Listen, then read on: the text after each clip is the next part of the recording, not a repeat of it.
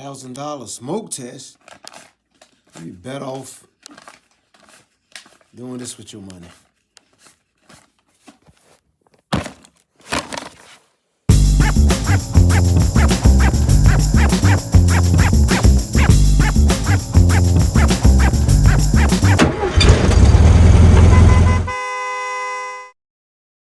Oh yeah, buddy, we got a good one here today.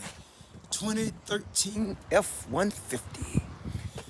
Guy came to me, took it to the dealership. They say, hey man, I got some type of vacuum leak or something like that, evap leak or something like that. They wanna charge me $1,000 to be able to do a smoke test to tell me where it's coming from, right? Brings it to me, I go through the truck, I find this.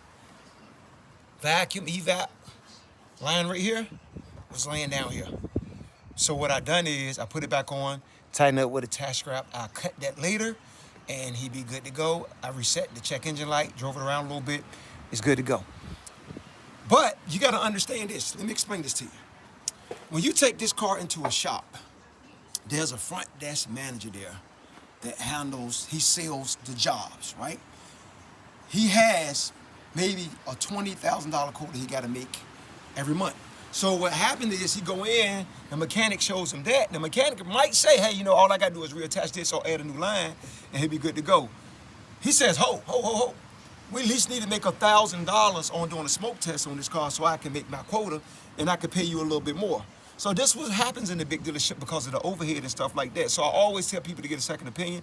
Matter of fact, they didn't even replace this. Like they could have easily just snapped this back on, done what they done and been like, okay, you still need a smoke test, but you know, you good to go. No, they're not gonna do that because they wanna be able to make the $1,000 smoke test. So, another dumb diagnosis.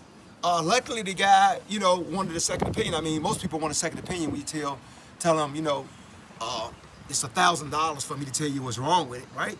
$1,000, who has $1,000 just to tell you, you know, what's wrong with it, right? So, 2013 F-150, always check these lines. This is your main vacuum line right here, but always check these lines. You gotta remember, check the hoses, check the lines that you go down. You know, they go through here. This right here is plastic, right? This right here is gonna break. Somebody taped it up before. It's, you know, I didn't even get any leak from here, so I left it alone, but I reconnected it. But, you know, check all these vacuum lines when you get a vacuum leak or you get a check engine light saying there's an evap code or something like that. And this is what dealerships and other car places are designed to do. You got them everywhere. So just run it through. A smoke test would have told them that it was leaking over there. But what I'm saying is that's $1,000 later. So y'all make sure y'all continue to log in. Make sure y'all continue to share.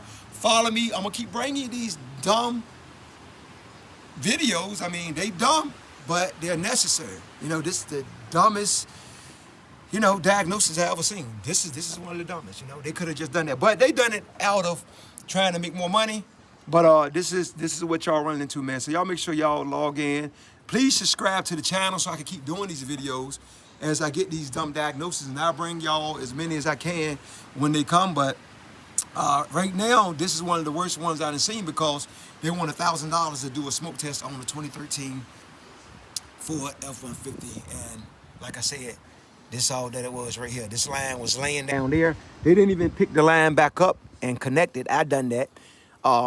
Reset the check engine light, drove it around 30 to 40 minutes, started it, shut it off, shut off. No more evap leak, and we good to go. So, like I said, man, you know, dumbest diagnosis ever in the world.